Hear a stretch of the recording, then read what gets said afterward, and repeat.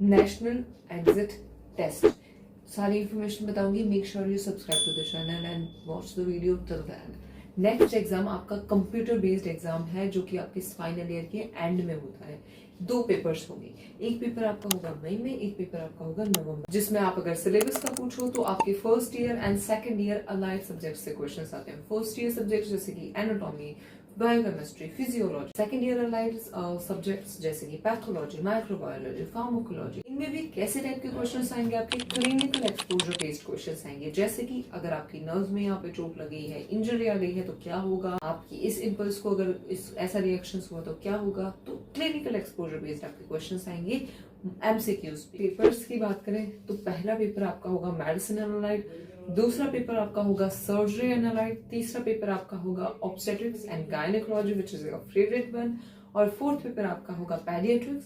Fifth paper आपका होगा ENT, जिसे हम प्रोनाउंस नहीं कर पा रही, ऑटोफिनेंथ्रोलॉजी. If you can help me out in the comment section.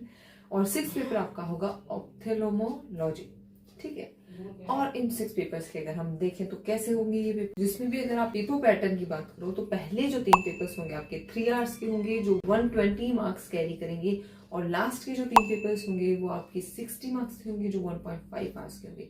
और इन दोनों पेपर, इन 6 पेपर्स को क्लियर करने के बाद में, क्लियर करना इज मैंडेटरी, पास होना इज मैंडेटरी, और क्लियर करने के बाद में you are ready to become a full fledged doctor, और इंटर्नशिप के लिए आप एलिजिबल हो जाते हो, और अपने पीजी के लिए आप एलिजिबल हो जाते हो. yes. तो यहाँ पे आपका जो नेक्स्ट एग्जाम का पार्ट 1 था ये क्लियर हो जाता है. अब हम बात करते हैं पार्ट 2 की. तो नेक्स्ट जो पार्ट 2 होता है वो होता है क्वालिफाइंग पेपर. इससे सिर्फ आपको पास या फेल करना होता है. क्वालिफाइंग पेपर होता है जस्ट आपको क्वालिफाई करना होता है. This is practical and clinical exam based paper. मुझे लगता है आप शायद पहले से कंफ्यूज थे बहुत ज्यादा, और मैंने शायद और भी कंफ्यूज कर दिया है, तो मैं आपको थोड़ा क्लैरिफाई कर देती हूँ. सबसे पहले आप अपने एमबीबीएस की फाइनल ईयर के अंदर आप अपनी इंटर्नशिप करते हो. इंटर्नशिप खत्म होने के बाद में आप अपना पेपर देते हो नेक्स्ट वन के स्कोर के बिहाफ पे आपको पीजी मिलेगा. पीजी मेडिकल कॉलेज मिलेगा. कौन सा कॉलेज मिलता है depends on your score completely. और 6 पेपर्स होते हैं, 120 मार्क्स कैरी करते हैं. 3 पेपर्स 60 मार्क्स कैरी करते हैं. 3 पेपर्स लास्ट के 3 पेपर्स 1.5 आवर्स में हो जाएंगे, और शुरू के 3 पेपर्स आपके 3 घंटे के होंगे.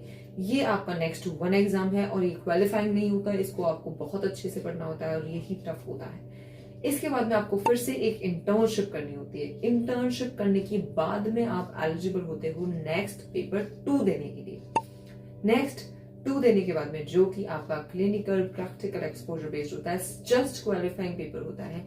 इसके बाद में आपको अगर अपना पीजी करना है then you are ready for your destination for your PG. और अगर हम बात करें क्वेश्चन पैटर्न की, तो आपका क्वेश्चन पैटर्न आता है 60 to 70% आपका प्रैक्टिकल सॉल्विंग एंड एनालिसिस, जिसमें आपको जो भी आपने क्लिनिकल एक्सपोजर में सीखा है वो सारा प्रैक्टिस जो भी सीखा है आपने, जैसे किस तरह से आपने पेशेंट को डील किया है, क्या क्या किया है, वो सारे 60 to 70% आपकी प्रॉब्लम सॉल्विंग का क्वेश्चन आएंगे.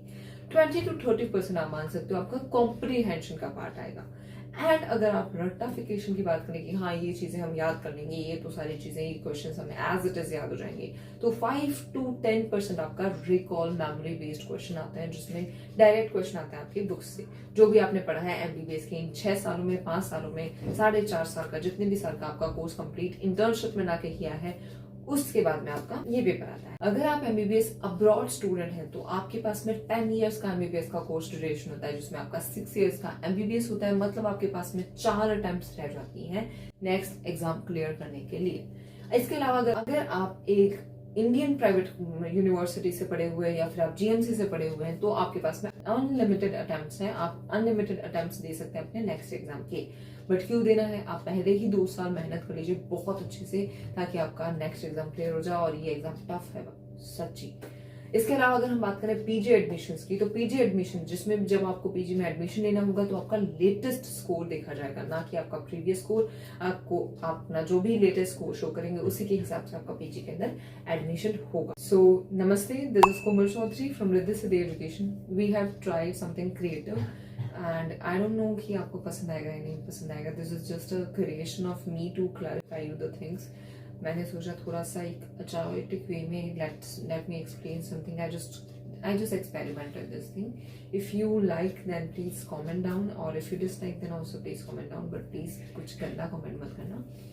And yeah, I try to explain you everything, and let's see how you comment people, and all the best.